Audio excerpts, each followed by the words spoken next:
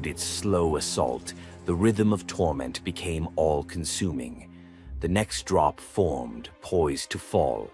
Then a figure emerged at the edge of the chamber, a woman, silent, a wooden bowl cradled in her hands. Sigin's arms were blistered, her sleeves stained, but her grip was unwavering as she stepped into the circle of pain. The cavern held its breath.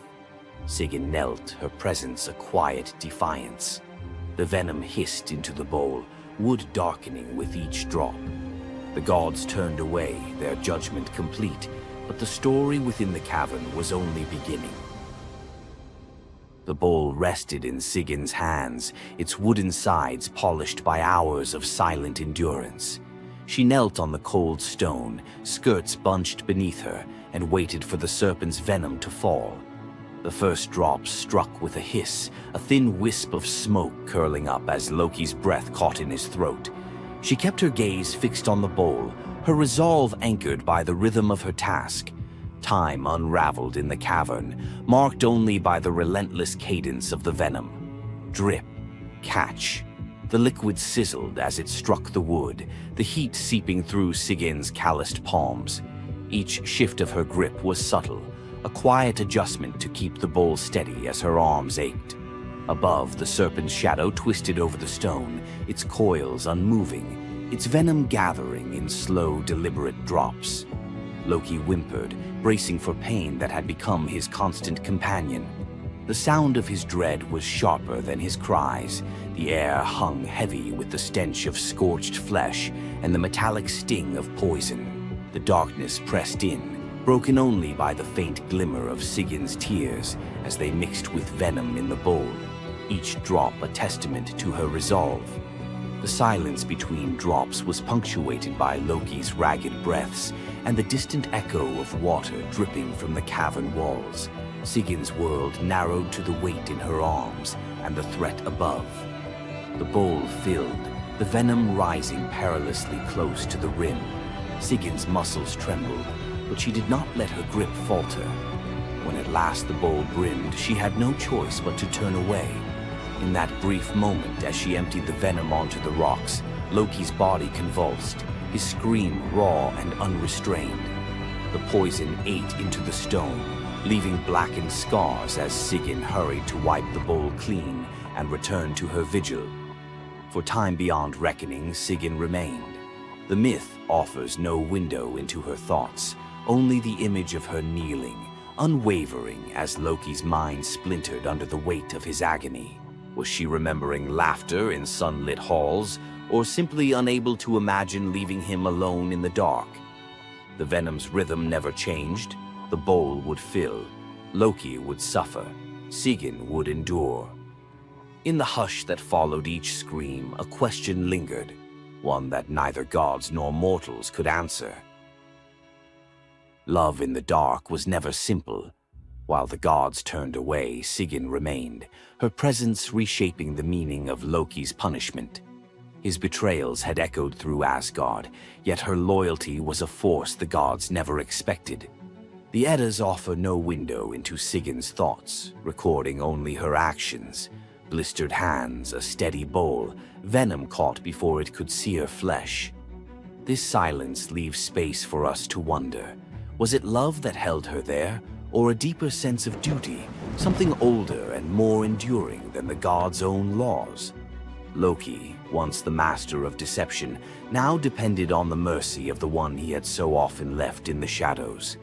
When the bowl overflowed and Sigyn turned away, each drip crept like fire through him, twisting his features in agony. His eyes, when they met hers, flickered with both gratitude and resentment. He needed her, but the venom's torment mingled need with bitterness. Still, Sigyn returned every time, catching the next drop before it could fall. The myths do not say what passed between them in those moments, only that she stayed, her resolve unbroken. Scholars often call Sigyn the embodiment of loyalty, the ultimate symbol of spousal devotion. Yet, her sacrifice was more than an act of love. It was a quiet rebellion. By kneeling in the cavern, she defied the gods' vision of justice. Odin had crafted Loki's punishment to be absolute, to break him alone in the dark. Sigyn's refusal to abandon her husband became a shield, her presence a silent protest that denied the gods complete victory. The Eddas never assign her a motive, leaving modern readers to fill the silence with their own questions and interpretations. Was her endurance an act of compassion or a challenge to the order imposed by the gods? Each drip marked the passage of time, each bowlful a measure of suffering and steadfastness. Loki's laughter, once quick and sharp, faded into broken gasps. His words, sometimes curses, sometimes pleas, found no purchase. Sigyn's hands grew raw and ruined, but she did not falter. The cycle of pain and mercy continued, unbroken. In the end, it was not just Loki who endured the gods' punishment. Sigyn's vigil transformed it, turning isolation into a shared ordeal. In the darkness, her silent defiance and unwavering love became part of the myth, a testament to the power of presence, even when the world has turned away. Sigyn's vigil stands as one of Norse myth's quiet marvels, a steady presence in the shadows, her strength measured not in battle, but in endurance beside the one the gods condemned. As Loki writhed beneath the venom's relentless burn, Sigyn's hands never wavered. The Eddas remember her not for words or deeds of glory, but for the silent rhythm of her care. Her story reminds us that sometimes love endures in darkness. Sigyn's vigil continues until the twilight of the gods, Ragnarok, whenever that may come. Would you have stayed? If Sigyn's silent strength moved you, let us know in the comments or share your favorite Norse hero below. Thor, the thunder god, woke up to find his greatest nightmare had come true. Mjolnir, his mighty hammer that could level mountains and control lightning itself, was gone. Without it, the thunder god was powerless, vulnerable, and mocked. The weapon that defined his very identity as protector of Asgard had vanished without a trace. But what happened next would humiliate him more than any defeat in battle. To get his hammer back, Thor would have to do something that went against every fiber of his warrior identity. You won't believe the disguise he ends up in. It all began on what should have been an ordinary morning in Asgard. Picture Thor reaching for the leather grip that had been at his side for countless centuries, his fingers closing around nothing but empty air. The spot where Mjolnir should rest felt cold and wrong, like a missing tooth that your tongue keeps finding. Thor's morning routine, as predictable as sunrise over Asgard's golden halls, shattered in that single moment of realization. The hammer forged by dwarven masters, the weapon that could summon lightning and level mountains, had vanished without so much as a whisper of sound. The initial shock hit Thor like a physical blow. His hand remained suspended in space, still reaching for what wasn't there. Then panic crept in, cold and relentless. He let out a blood-curdling roar of sheer rage, the whole palace trembling. Without Mjolnir, he was powerless, vulnerable, and mocked, stripped of the weapon that made him Asgard's primary defender. The enemies that prowled the borders of the Nine Realms knew about his mighty hammer. They counted on Thor's strength to keep them at bay. Now that strength was gone. Word spread through Asgard's halls faster than wildfire. The other gods gathered in emergency council, their faces grave as they grasped the full scope of the crisis.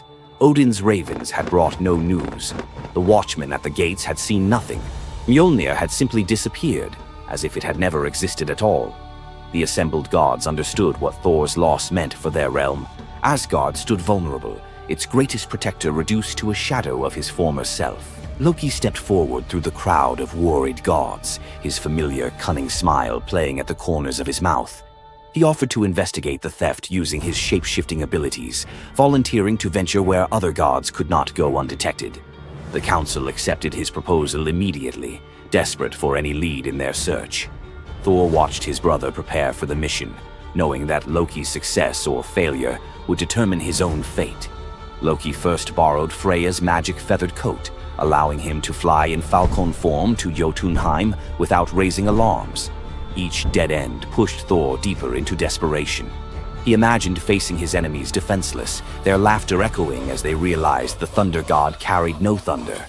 The trail finally led to the most dangerous territory of all, Jotunheim, the realm of the giants. Loki strode into the council chamber with the confident gait of someone who had solved a mystery, but his expression carried an ominous weight.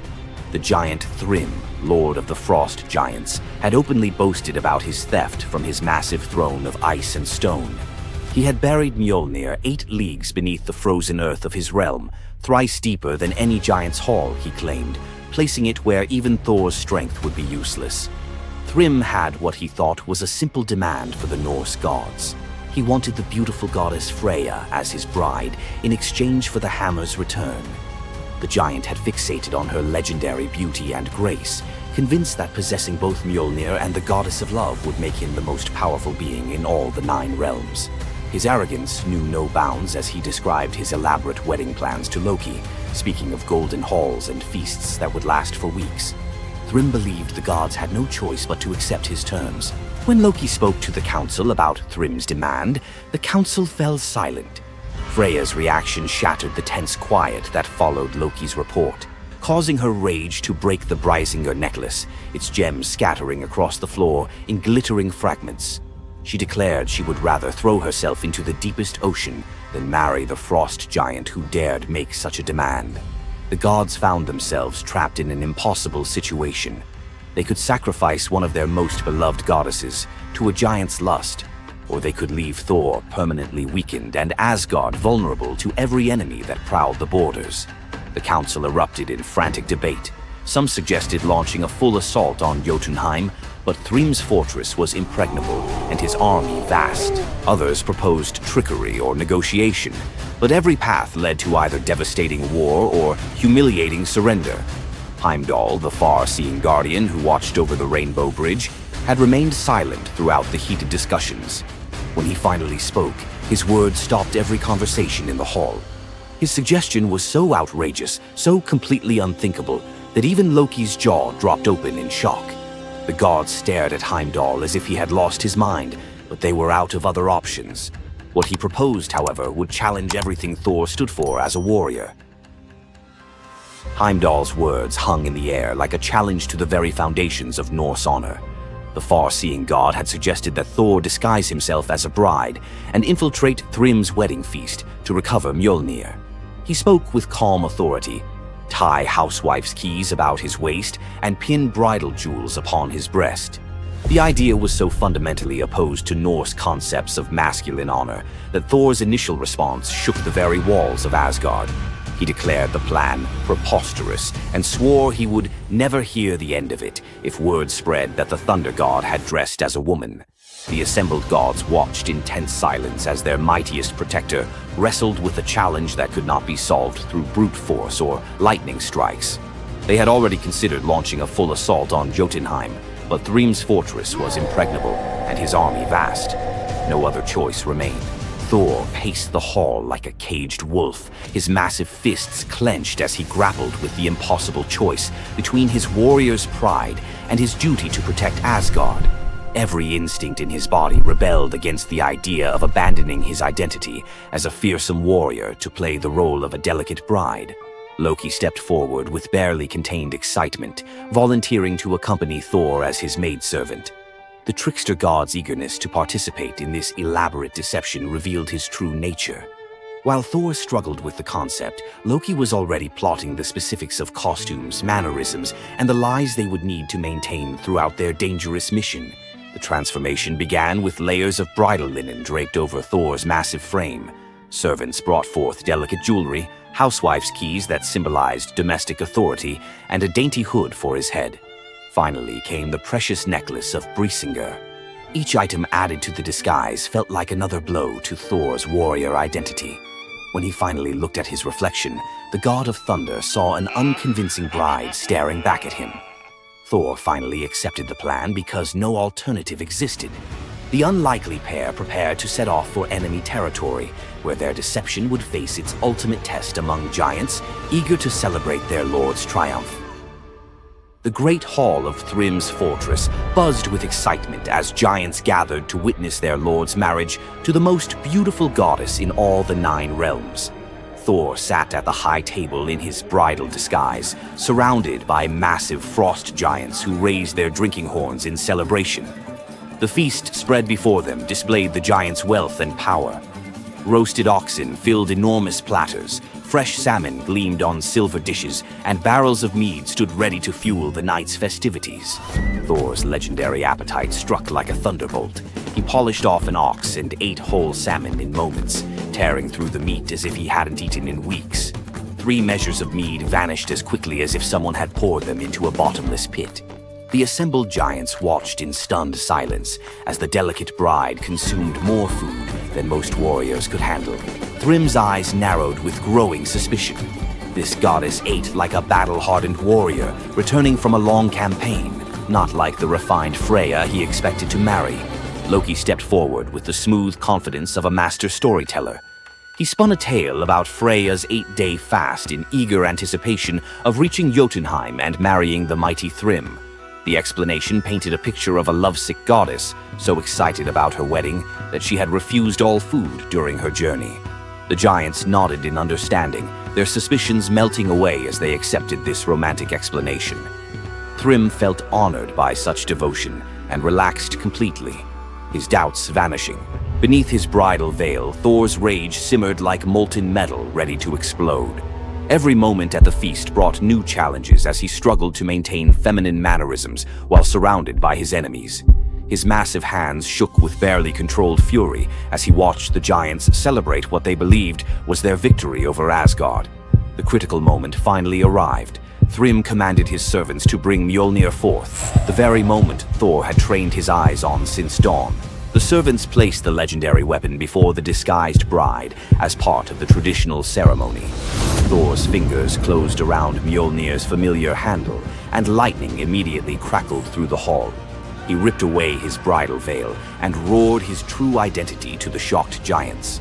Thrym's eyes widened in terror as he realized the bride he had been celebrating was actually the god of thunder himself. Thor swung Mjolnir, killing Thrym instantly after crushing his skull with Mjolnir, then turned on the assembled giants, and even the pleading giantess met Mjolnir's crack before the hall fell silent. The theft that had begun with arrogance ended in complete destruction. This tale reveals how even the mightiest heroes must sometimes sacrifice their pride to protect what matters most. Back in Asgard, the Aesir never spoke of the bearded bride again, though a few still hide a smirk when Thor raises Mjolnir. And we end this story with a very valuable lesson. Never steal Thor's hammer. And if you're going to, don't make him dress like a woman.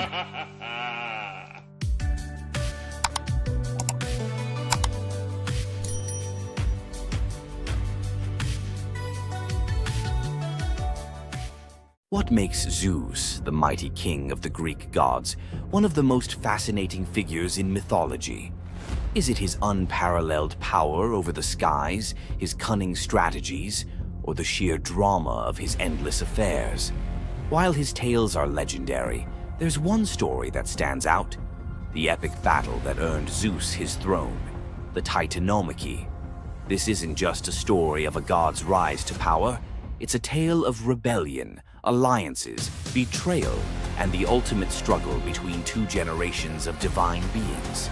Stay with us as we dive into the myth of the Titanomachy, Zeus's role in overthrowing the Titans, and the secrets that shaped his reign. Before Zeus became the king of the gods, his father, Cronus, ruled the cosmos. Cronus was the youngest of the Titans, a race of primordial deities born of Uranus, the sky, and Gaia, the earth. The Titans were immensely powerful, but also deeply flawed. Cronus had gained power by overthrowing his own father, Uranus, in a brutal act of betrayal.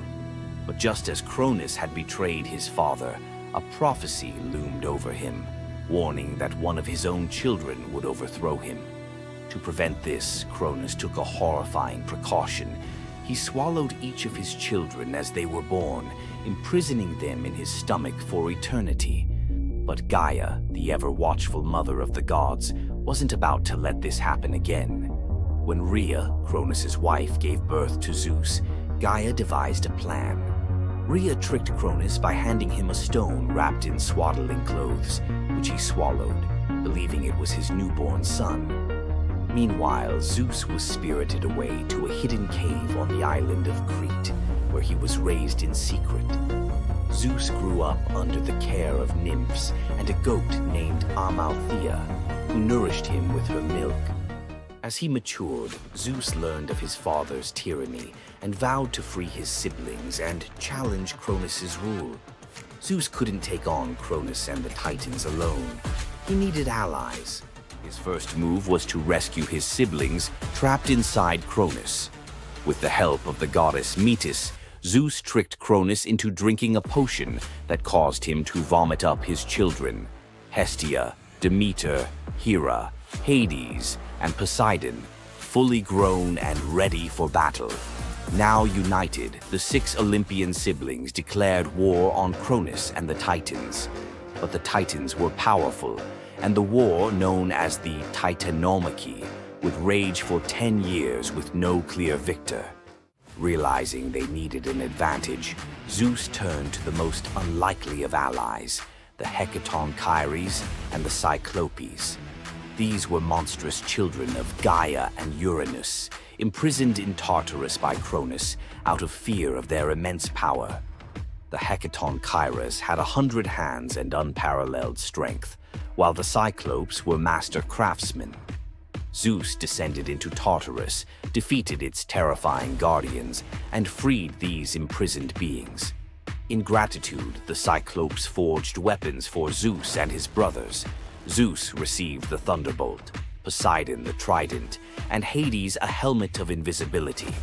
With these tools and the raw power of the Hecatonchires, the Olympians finally had the upper hand. The final clash of the Titanomachy was a cosmic spectacle. The Titans, led by Cronus, unleashed their full fury, shaking the very foundations of the universe. Mountains crumbled, seas boiled, and the skies erupted in chaos. But Zeus and his allies were relentless. Zeus hurled his thunderbolts with unerring precision, scorching the battlefield and scattering the Titans' ranks. Poseidon unleashed massive earthquakes, and Hades used his helmet of invisibility to sow confusion among their enemies. The Hecatonchires proved invaluable, hurling massive boulders with their 100 hands, overwhelming the Titans. One by one, the Titans fell, their immense power no match for the combined might of the Olympians and their allies. Cronus was the last to fall. Zeus struck him down with a thunderbolt so powerful that it split the skies. With Cronus' defeat, the Titanomachy was over. With the Titans defeated, Zeus and his siblings faced a choice: what to do with their vanquished foes. In a move both strategic and ruthless, Zeus imprisoned the Titans in Tartarus, deep within the underworld, where they would remain for eternity under the watchful eye of the Hecatonchires.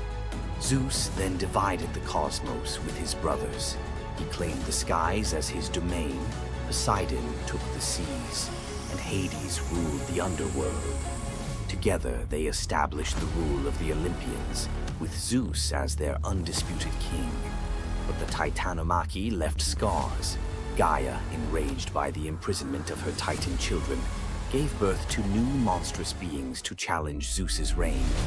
Among them was Typhon, a creature so fearsome that even the gods trembled before him. Typhon's battle with Zeus is another story for another day, but it serves as a reminder that power in the ancient world was never secure.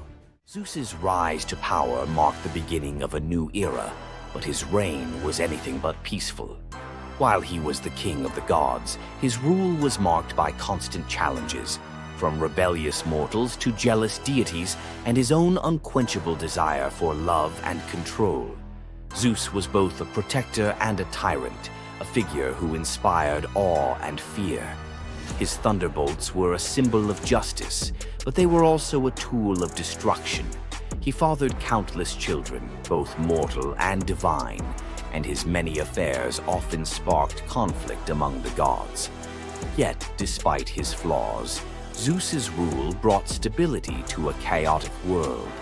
Under his reign, the gods established order, overseeing the realms of humans and maintaining the delicate balance between earth, sea, and sky. The myth of Zeus and the Titanomachy isn't just a tale of war. It's a story about the cycles of power and rebellion. Just as Zeus overthrew Cronus, who had overthrown Uranus, Greek myths suggest that even the mightiest rulers are vulnerable to the forces of change. Zeus's story reminds us that leadership comes with its own set of challenges. It's not just about gaining power, it's about maintaining it, often at great cost. Zeus's rise to power is one of the most thrilling tales in mythology, filled with battles, alliances, and sacrifices. But what do you think? Was Zeus a just ruler? Or was he simply another tyrant destined to fall like the Titans before him? Let us know your thoughts in the comments below. Don't forget to like this video if you enjoyed this dive into Greek mythology, share it with fellow myth lovers, and subscribe to our channel for more epic tales from the ancient world. Until next time, remember, the gods may rule from above, but their stories remind us of the struggles we all face below. You thought fairy tales were magical. Think again. The real origins of these classic tales are disturbing, gruesome, and filled with horror. Many of these stories have been sanitized for modern audiences, but their original versions were filled with betrayal, curses, and brutal consequences. From Pinocchio's horrifying fate to the true story of Bluebeard, let's dive into the darker side of fairy tales that history tried to erase. Fairy tales weren't always about happily ever after. Many of them were cautionary tales, warning of real dangers, human cruelty, and supernatural horrors. 1. The original Pinocchio, a gruesome fate. Before Disney made him a lovable puppet, Carlo Collodi's original Pinocchio was a terrifying little troublemaker. Instead of learning his lesson, he was hanged from a tree by a group of bandits, left to suffocate as a punishment for his misdeeds. 2. Bluebeard, the serial killer's tale. Bluebeard was not a misunderstood nobleman. He was a full-blown serial killer. In Charles Perrault's version, Bluebeard marries multiple women and forbids them from entering one locked room. When his latest wife disobeys, she discovers the corpses of his past wives hanging from hooks. He nearly kills her too, but she's saved at the last second by her brothers. Some believe this gruesome tale was inspired by real-life figures like Gilles de Rais, a nobleman convicted of horrific crimes. 3. The Pied Piper, a tale of mass disappearance. The Pied Piper of Hamelin was not just about a man who played music to lead away rats. He also took the children. In some versions, the town refuses to pay him for his services, so he takes revenge by luring all of their children into a cave, where they are never seen again. Historians believe this could be based on a real event, where an entire group of children from Hamelin mysteriously vanished in the Middle Ages. 4. Rumpelstiltskin, a vengeful trickster. In the original versions of Rumpelstiltskin, when the young queen guesses his name, he doesn't just leave. He flies into a rage so intense that he tears himself in half. In some versions, he stomps on the ground in fury, falling into a pit and disappearing forever. His obsession with taking the queen's child has led some to believe he wasn't just a trickster, but something far darker. 5. The Robber Bridegroom, a wedding night nightmare. This lesser-known grim tale tells the story of a young woman forced to marry a wealthy man. Suspicious of her husband-to-be, she follows him to his home, only to discover that he and his band of robbers murder and eat women. She watches in horror as they butcher a young girl, cutting her into pieces. Luckily, she escapes and exposes them, leading to their execution. 6. The Juniper Tree, a tale of cannibalism and revenge. One of the most horrifying grim fairy tales, The Juniper Tree tells of a stepmother who decapitates her stepson, cooks his body, and feeds it to his unsuspecting father. The boy's sister buries his bones under a juniper tree, and from the tree the boy returns as a vengeful spirit, transforming into a bird and dropping a millstone on his stepmother, crushing her to death. 7. The Girl Without Hands, a story of betrayal and survival. In this disturbing fairy tale, a poor man accidentally sells his daughter to the devil in exchange for wealth. When she resists the devil's temptations, her own father chops off her hands to fulfill the bargain. Eventually, she escapes, gains magical silver hands, and finds a happier fate, but not before enduring unimaginable suffering. Why were these stories so disturbing? Fairy tales weren't just for children. They were warnings, morality lessons, and sometimes outright horror stories meant to instill fear and obedience. Over time, many of them were altered, softened, or rewritten to make them more acceptable. Which of these dark fairy tales shocked you the most? Want to uncover more forgotten stories and chilling legends? Subscribe now and dive into the forgotten history of fairy tales. What would you do if you gave up everything for love, only to be betrayed by the one you trusted most? In the Greek myth of Medea, love led to ultimate revenge, and the consequences were deadly. Let's dive into this tragic tale. Medea, a sorceress of immense power, fell in love with Jason, the leader of the Argonauts, when he came to her homeland seeking help. Medea, who was deeply in love with him, used her magic to aid him in his quest for the Golden Fleece. She betrayed her own family, murdered her brother, and helped Jason achieve his goal, all out of love for him. Once Jason had the fleece, Medea fled with him to Greece, where they started a life together. But as time went on, Jason's love for Medea faded.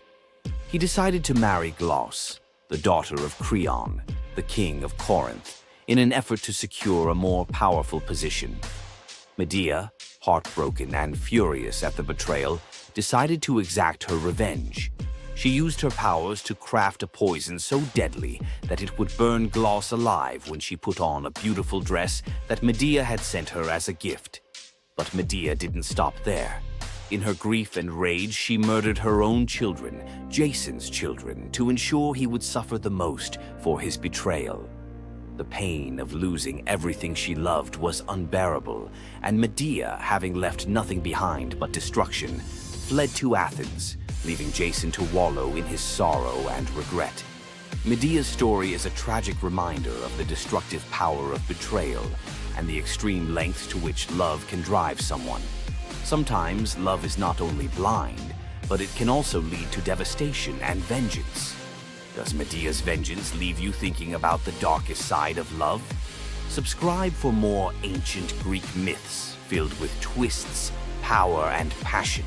Ever wondered what it would be like to walk through the ancient world and encounter mythical creatures from Greek mythology? Get ready to meet the beasts that shaped legends. In Greek mythology, creatures were more than just beasts.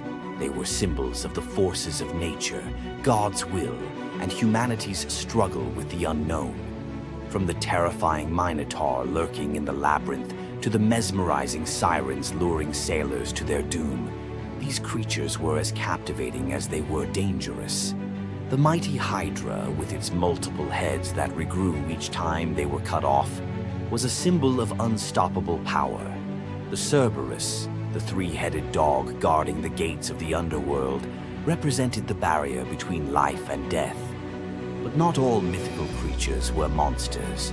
The graceful Pegasus, a winged horse born from the blood of Medusa, symbolizes freedom and the pursuit of the heavens. These creatures still live on in our stories, haunting the shadows of ancient Greece and whispering through the winds of time. Which Greek mythological creature fascinates you the most? Share your thoughts and don't forget to subscribe for more legendary tales from Greek mythology. Imagine being one of the greatest hunters in the world, known for your unmatched speed and skill. But despite all your abilities, your destiny is determined by a simple golden apple. Let me tell you the tragic tale of Atalanta, the huntress who couldn't escape her fate. Atalanta was abandoned at birth by her father, Zeus, who didn't want a daughter. Left to die in the wilderness, she was raised by a she-bear, learning to hunt and survive. As she grew, Atalanta became a legendary warrior, her skills in hunting unmatched. But no matter how great she became, she could never escape one thing: her prophecy. A prophecy foretold that Atalanta would only marry a man who could outrun her in a race. As the years went by, many suitors came, eager to win her hand. But Atalanta, fiercely independent, defeated them all. Her speed was unbeatable, and no man could match her skill. Then came Medea, a brave hero who had heard of Atalanta's strength and beauty. Unlike the others, he didn't boast about his abilities. Instead, he came prepared with a plan. Medea, knowing Atalanta's curse, asked the goddess Aphrodite for help. She granted him 3 golden apples, which he used to distract Atalanta during their race. As Atalanta raced ahead, confident of her victory, Medea tossed the apples one by one in her path. The golden apples were so beautiful, they distracted Atalanta just enough to slow her down. In the end, Medea won the race, and Atalanta was forced to marry him, despite her reluctance to give up her independence. But the story doesn't end in happiness. Atalanta and Medea's marriage was plagued with regret. Atalanta, still driven by her need for freedom, felt trapped by the very love she couldn't escape. And in the end, Medea, whose destiny was also marked by the gods, tragically died before she could ever truly be free. Atalanta's story is a tale of love, fate, and the clash between personal destiny and desire. Despite her unmatched strength and independence, her fate was sealed by love, and her story remains a tragic reminder of how even the most powerful can be brought down by what they cannot control. If Atalanta's bittersweet story of fate and love left you in awe, subscribe for more untold Greek myths and the heroes who shaped the ancient world. You've heard of a goddess whose beauty was unmatched. But what if I told you that her beauty wasn't what it seemed? In fact, her allure led to some of the darkest consequences in ancient myth. This goddess, adored by many, held the power to captivate anyone with a mere glance. She was so beautiful that her charm could sway the gods, kings, and mortals alike. But this beauty came with a deadly price. The goddess we're talking about is none other than Aphrodite, the Greek goddess of love and beauty. While she is often depicted as the epitome of grace, sensuality, and allure, her beauty was more of a curse than a gift. Aphrodite's powers extended beyond just physical beauty. Her charm was irresistible, but it came at a cost. Her very presence could bring turmoil. Many heroes and kings fell victim to their obsession with her. Take Paris, for instance.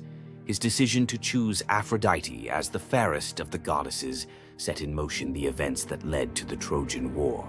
His desire for her beauty caused the death of thousands and the fall of Troy. But Aphrodite's beauty didn't just destroy men, it could break gods too. The tale of her and Ares, the god of war, exemplifies this. While Aphrodite was married to Hephaestus, the god of blacksmiths, her passionate affair with Ares led to chaos among the gods. Her beauty wasn't just about attraction, it caused jealousy, betrayal, and ultimately destruction. Despite her dazzling appearance, Aphrodite was also a figure of deceit and destruction, proving that beauty, when it holds such power, can be dangerous. It's no wonder the ancient Greeks warned that appearances can be deceiving. Aphrodite's beauty may have dazzled the world, but her story teaches us that sometimes what's on the surface can mask a much darker reality. So, was Aphrodite's beauty a blessing or a curse? The myths suggest that beauty, when wielded by the gods, is never what it seems. If you want to uncover more hidden truths about gods and goddesses from the ancient world, hit that subscribe button. There's so much more to explore in these captivating stories of the past. Imagine having a wish so powerful that everything you touch turns to gold. Sounds like a dream, right? But for King Midas, this dream turned into a nightmare. Let's dive into his tragic story. Once upon a time, King Midas ruled over a prosperous kingdom known for his wealth and opulence.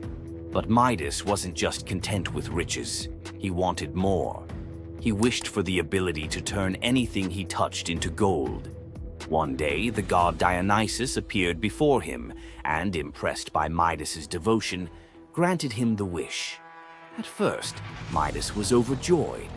Everything he touched, his food, his treasures, his furniture, transformed into gold. His wealth grew beyond imagination, and his joy knew no bounds. But soon, Midas realized the curse of his wish. He touched a rose, gold. He touched his food, gold. Desperate for a meal, he tried to drink water, gold. In horror, Midas realized that even his daughter, whom he loved dearly, turned into a lifeless golden statue when he touched her. Furious with the consequences of his greed, Midas begged Dionysus for mercy. The god, seeing the king's suffering, told him to wash in the river Pactolus. And in that moment, Midas's golden touch was taken away. The river's waters, now imbued with Midas's curse, carried gold downstream, forever tainting the land. King Midas's story is a reminder that greed often blinds us to the consequences of our desires. His once prized gift became his greatest curse, teaching us that not all treasures are worth the price. If King Midas's tale of power and greed left you thinking, make sure to subscribe for more epic Greek myths and their timeless lessons. Stay tuned for more stories of fate, love, and the god's wrath. Imagine a woman so terrifying that a single glance from her could turn anyone into stone. Medusa, a name that echoes through history as a monster, a villain, and a symbol of pure horror. But what if everything you thought you knew about her was wrong? Medusa wasn't always a monster. Her story is one of betrayal, injustice, and a curse she never deserved. She wasn't born a villain. She was made into one by the gods themselves. But even as a victim, she found a way to turn her tragedy into power. Today, we'll unravel the myth of Medusa and discover the deeper truth behind her story. From her tragic origins to her transformation into a feared Gorgon, to her epic confrontation with Perseus. This is the tale of Medusa like you've never heard it before. Long before the snakes, before the curse, Medusa was a mortal woman of extraordinary beauty. She wasn't born a monster. She was born human, the daughter of the sea gods, Phorcys and Ceto. While her sisters, Stheno and Euryale, were immortal Gorgons, Medusa stood apart as the only mortal among them. But it wasn't her mortality that set her apart. It was her beauty. Medusa's golden hair, radiant complexion, and striking eyes captured the attention of everyone, even the gods. She served as a priestess in the temple of Athena, goddess of wisdom and war, vowing to remain pure and devoted to the goddess. This is where her life took a tragic turn. According to the myth, Poseidon, the god of the sea, became infatuated with Medusa. Overcome by desire, he pursued her relentlessly, and one fateful day he cornered her in Athena's temple. Medusa, defenseless, could not escape his wrath. But instead of protecting her, Athena turned her fury against Medusa. The goddess, enraged by the desecration of her temple, cursed Medusa for what had happened, punishing the victim instead of the perpetrator. Athena's curse transformed Medusa into a Gorgon, a being so hideous that no one could bear to look at her. Her golden hair turned into a nest of venomous snakes, and her eyes became so powerful that a single glance could turn living creatures to stone. This moment defined Medusa's new existence. Once revered for her beauty, she was now feared and hunted as a monster. But beneath the horror of her transformation lay a deeper question. Was Medusa truly cursed, or had she been given a weapon to defend herself in a world that had betrayed her? Medusa fled from civilization, retreating to a remote island where she lived in solitude. Here she came to terms with her new form and the terror it inspired. The snakes in her hair hissed constantly, and her reflection, once a source of pride, was now a weapon she couldn't dare to look at. But the world wouldn't let her rest. Tales of the monster of the island spread across Greece, and soon warriors came seeking glory by trying to slay her. None succeeded. Each challenger who entered her domain fell victim to her petrifying gaze, their bodies forever frozen in stone. Medusa's life became one of survival, fending off those who sought to destroy her while grappling with the isolation of her curse. She was trapped in a cycle of violence she didn't choose, but couldn't escape. As the years passed, Medusa's story became twisted. In the eyes of mortals, she was no longer the victim of a cruel curse, but a monster to be feared. The tragic young woman was lost to legend, replaced by the image of a terrifying villain. Enter Perseus, a young demigod with a destiny to fulfill. Tasked with bringing back Medusa's head as proof of his strength, Perseus embarked on a perilous journey to find her. But unlike the warriors before him, Perseus wasn't relying solely on his skill. He had the favor of the gods. Athena and Hermes provided Perseus with gifts to help him on his quest. Winged sandals to fly, a reflective shield to avoid Medusa's gaze, and a sword sharp enough to cut through anything. Most importantly, he was given a magical bag to safely carry her severed head. Perseus's journey to Medusa's lair was filled with danger, but none compared to the final challenge, facing the Gorgon herself. When Perseus arrived, Medusa was sleeping. For the first time in years, she looked peaceful, an almost human reminder of who she once was. But Perseus couldn't afford to hesitate. Using the reflective shield as a mirror, he avoided her petrifying gaze and struck with precision, severing her head in one swift motion. The blood that spilled from Medusa's neck gave birth to two incredible beings, Pegasus, the winged horse, and Chryser, a golden giant.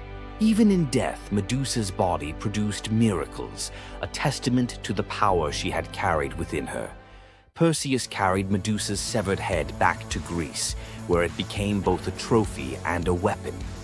Her gaze retained its power, turning enemies into stone, and Perseus used it to defeat his foes and protect his people. But Medusa's story didn't end with her death. Over time, her image transformed from that of a monster to a symbol of strength and defiance. Women, especially, began to reclaim her story, seeing her as a figure who resisted the gods and survived unimaginable betrayal. Today, Medusa is more than a mythological figure. She's an icon. Her face appears in art, literature, and even modern movements that challenge systems of power and oppression. But the question remains, was Medusa truly a monster, or was she a victim of a world that feared her power? Medusa's story is a reminder that myths are more than just tales of gods and heroes. They're reflections of human nature, of the injustices and triumphs we still see today. So, what do you think? Was Medusa a villain, or was she a misunderstood symbol of resilience? Leave your thoughts in the comments. Give this video a like if you found her story as fascinating as we did. And don't forget to subscribe to the channel for more deep dives into the myths and legends that continue to shape our world. Until next time, keep questioning, keep exploring, and keep looking beyond the surface. We all know Zeus, king of the gods, whose power seems absolute. But there's an ancient force even he won't cross. This is the story of how Zeus was humbled by the goddess of night herself, Nyx. Long before Zeus, there were primordial gods who were the universe's core forces. The most powerful was Nyx. Born from chaos, she is the night. Her domain is the inescapable shadow that falls over the world, and her children are forces like Hypnos, god of sleep, and Thanatos, god of death. Our story starts during the Trojan War, a furious Hera wanted to help the Greeks against Zeus's orders. To do it, she needed Zeus asleep. She went to Nyx's son, Hypnos, with an irresistible offer: put the king of the gods into a deep slumber. Hypnos was terrified. He'd helped Hera once before, and when Zeus woke up, his rage was legendary. He hunted Hypnos, ready to hurl him into the sea. The desperate god of sleep fled to his mother, Nyx. When Zeus arrived, he stopped dead. Unwilling to offend the ancient knight, he retreated. Despite the memory, Hera's new offer was too good to pass up. Hypnos put Zeus to sleep, and Hera got her wish. But this story from Homer's Iliad isn't about the trick. It reveals Zeus's deep, reverent fear of offending Night. Nyx's power isn't about force. It's her very essence, a cosmic order he dared not challenge. The clash between Zeus and Nyx wasn't a battle of thunder and shadow, but of authority versus primordial power. Nyx's presence alone was enough to remind Zeus that even he has limits. The brilliant order of the day must always give way to the profound mystery of the night. If you enjoyed this trip into mythology's shadows, like this video and subscribe for more. Comment below on which primordial deity you want to see next. Centaurs. Half man, half horse. Heroes or savages? Think you know the full story? Wait until you uncover the darker side of these iconic creatures. Watch till the end to discover what ancient myths don't tell you about the Centaurs. In Greek mythology, centaurs were seen as both wild and noble beings. They were often depicted as powerful warriors, famous for their strength and skill in battle. But what if the truth behind them was far more sinister than anyone imagined? While some centaurs, like Chiron, were revered for their wisdom and kindness, many others were violent, uncontrollable creatures. These savage centaurs were known for their drunken brawls and uncontrollable rage. The most infamous event? The Battle of the Lapiths and Centaurs, where they fought against the Lapiths during a wedding feast, leading to a massacre of both men and women. Their brutal behavior was more than just a mythological tale. It symbolized the chaos that could occur when civilization collided with the wild, untamed forces of nature. But why did the Greeks depict centaurs this way? Was it a cautionary tale about the dangers of unchecked power and savagery, or a deeper reflection on humanity's struggle between reason and instinct? The darker truth behind the centaur myth might just hold the key to understanding the wild, primal side of ancient Greek culture. Centaurs are more than just mythical beasts. They represent the conflict within us all.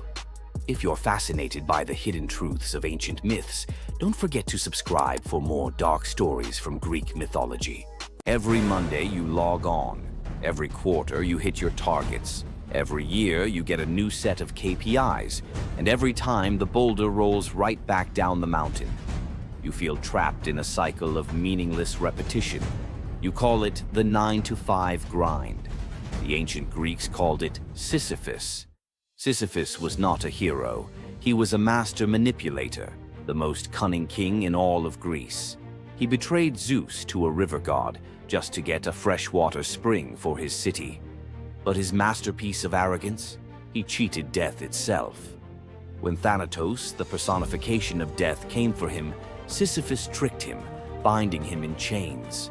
For days, the world was thrown into chaos. No one could die. Warriors fought endlessly without consequence. The natural order collapsed. The gods finally intervened, freeing Thanatos and dragging Sisyphus to the underworld. But even here, Sisyphus had one last trick. He convinced Hades to let him return to the surface for just one day to punish his wife for not giving him a proper burial. Of course, he never returned. The gods, finally done with his games, devised a punishment that perfectly matched his crime: eternal, meaningless effort. Sisyphus was condemned to push a massive boulder up a steep hill.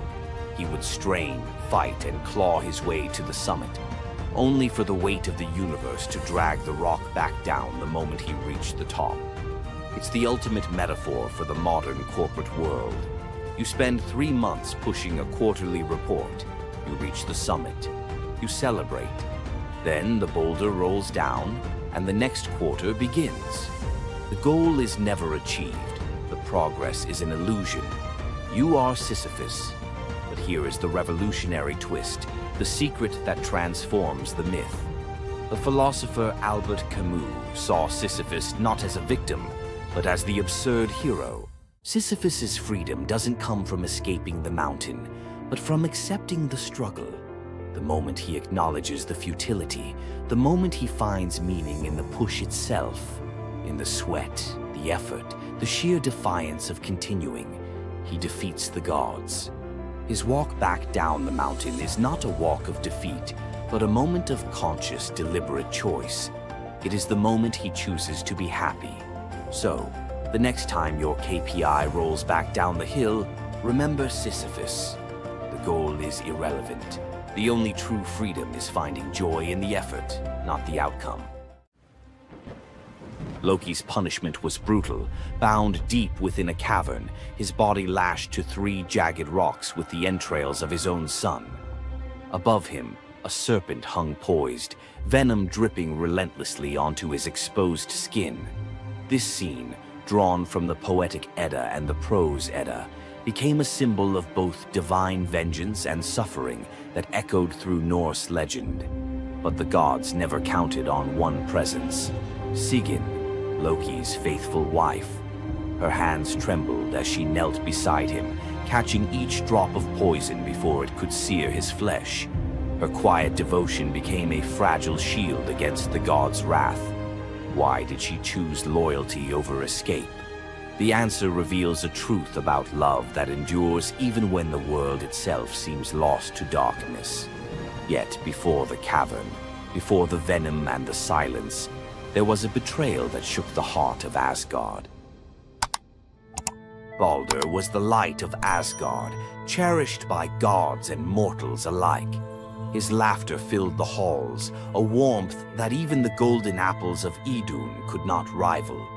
When ominous dreams began to trouble him, his mother Frigg, desperate to protect her son, secured oaths from every creature and object in existence never to harm him. All, that is, except the mistletoe, too slight, too innocent to warrant suspicion. Loki saw opportunity in what others dismissed. He fashioned a dart from that fragile branch and sought out Hoder, Baldur's blind brother.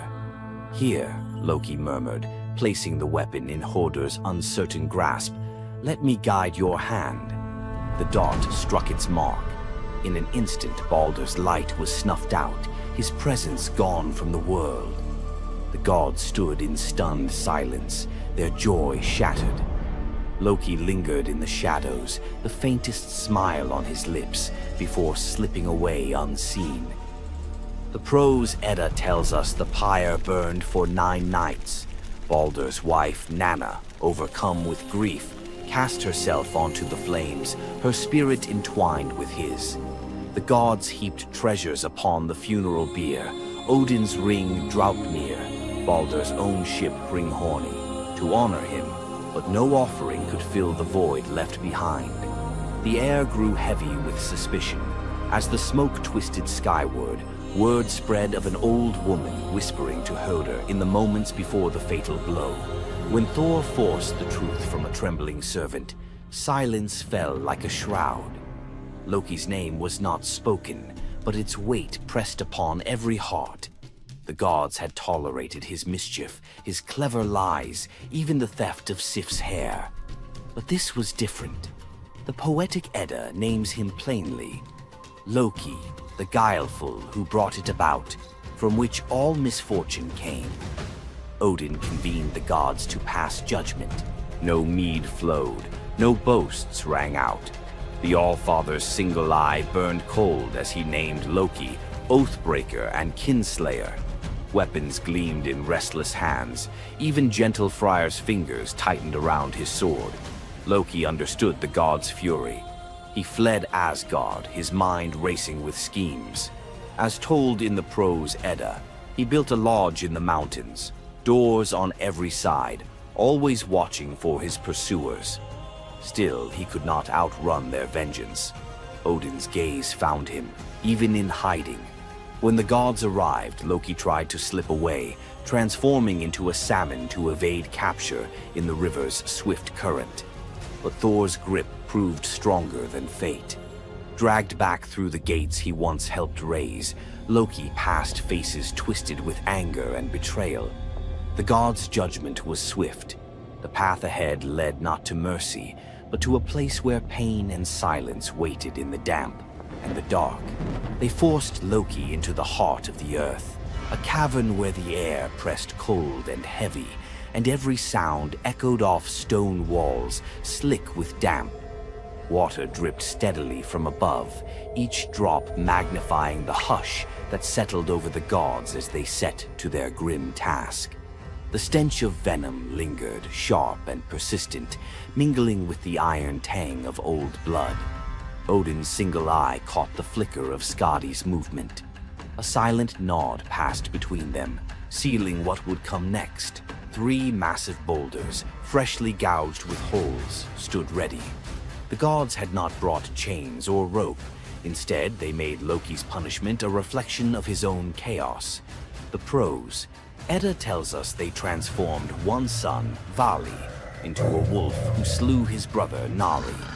With the entrails of Nari turned to iron by the gods' will, they bound Loki fast, wrists, neck, thighs, and ankles locked tight against the unyielding stone. As the Völuspá declares, with the guts of his ice-cold son, the killer is bound. Each knot and twist was deliberate, a reminder that his own blood now held him captive. The weight of the rocks pressed into his flesh, a constant ache that would never fade. Skadi stepped forward, her presence sharp as frost. In her hands a serpent writhed, its fangs gleaming. She fixed the creature to a stalactite directly above Loki's face. "For Balder," she said, her voice steady and cold. The serpent's jaws parted, and a bead of venom gathered at its tip. It hung for a moment, then fell. Loki's scream reverberated through the cavern, his body arching in agony as the venom burned into his skin.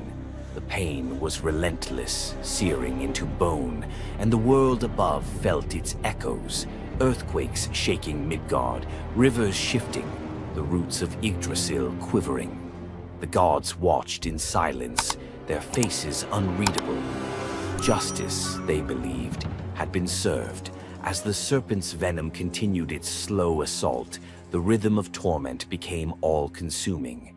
The next drop formed, poised to fall. Then a figure emerged at the edge of the chamber, a woman, silent, a wooden bowl cradled in her hands. Sigin's arms were blistered, her sleeves stained, but her grip was unwavering as she stepped into the circle of pain. The cavern held its breath. Sigyn knelt, her presence a quiet defiance.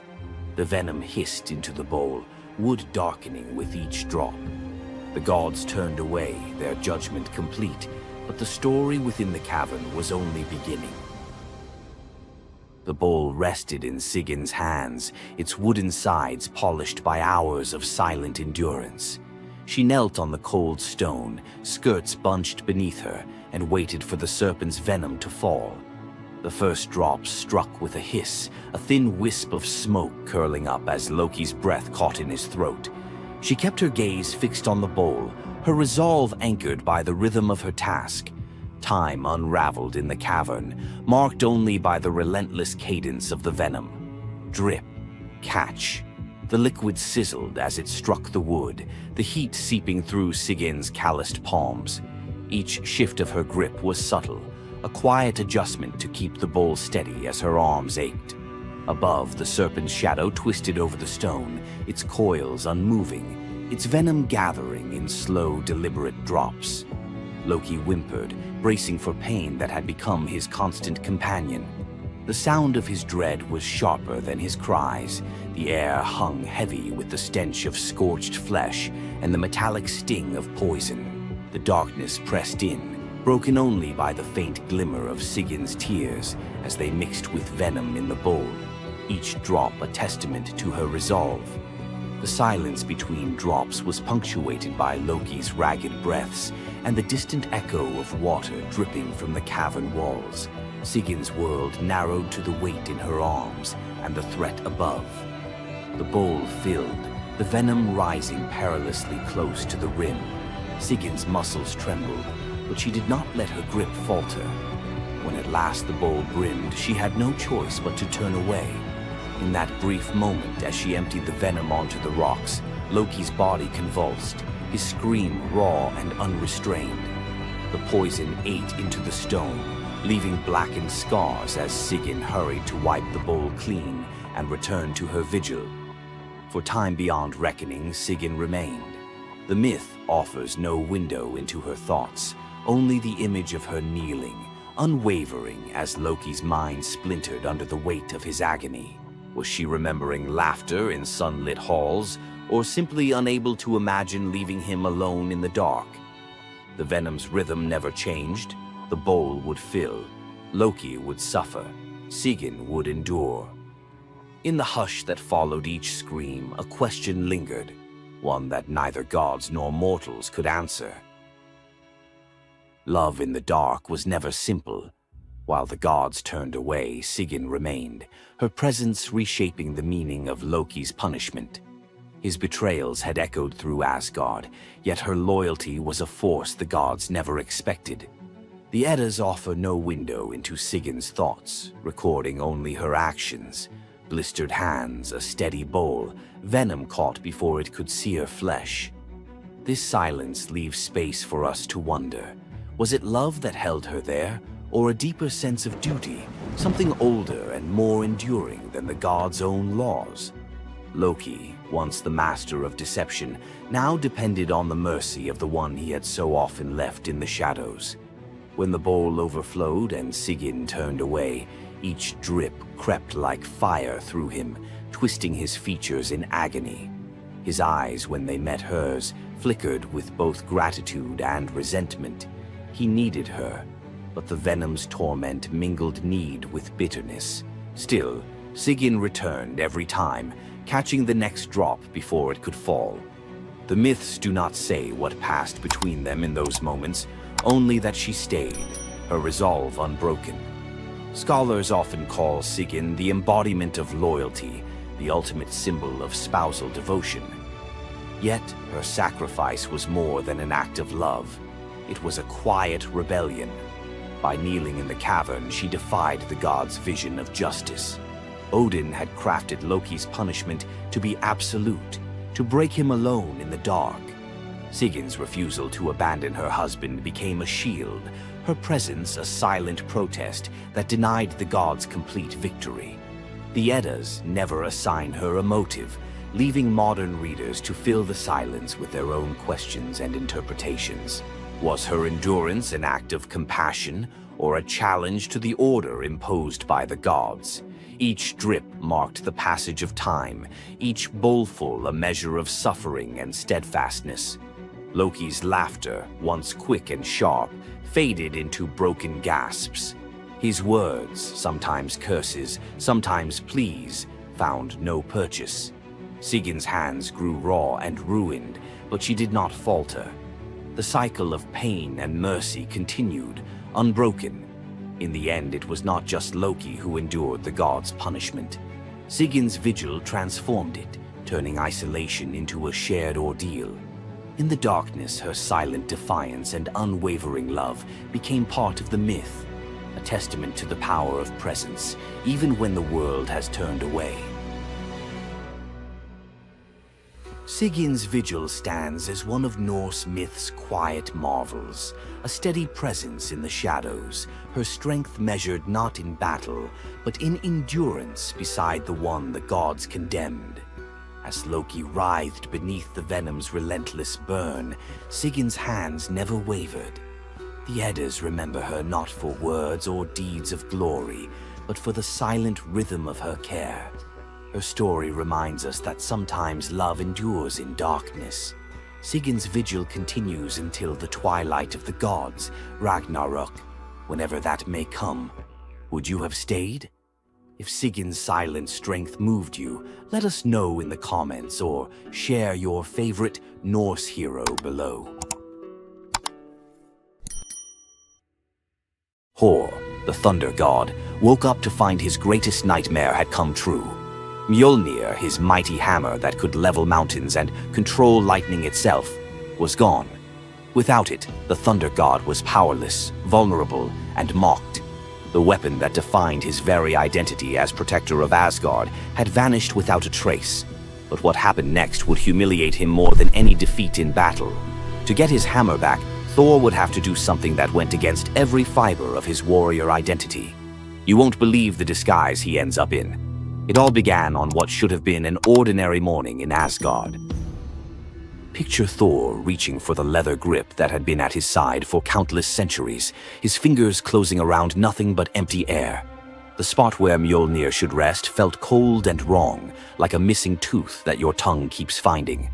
Thor's morning routine, as predictable as sunrise over Asgard's golden halls, shattered in that single moment of realization. The hammer forged by dwarven masters, the weapon that could summon lightning and level mountains, had vanished without so much as a whisper of sound. The initial shock hit Thor like a physical blow. His hand remained suspended in space, still reaching for what wasn't there. Then panic crept in, cold and relentless. He let out a blood-curdling roar of sheer rage, the whole palace trembling. Without Mjolnir, he was powerless, vulnerable, and mocked, stripped of the weapon that made him Asgard's primary defender. The enemies that prowled the borders of the Nine Realms knew about his mighty hammer. They counted on Thor's strength to keep them at bay. Now that strength was gone. Word spread through Asgard's halls faster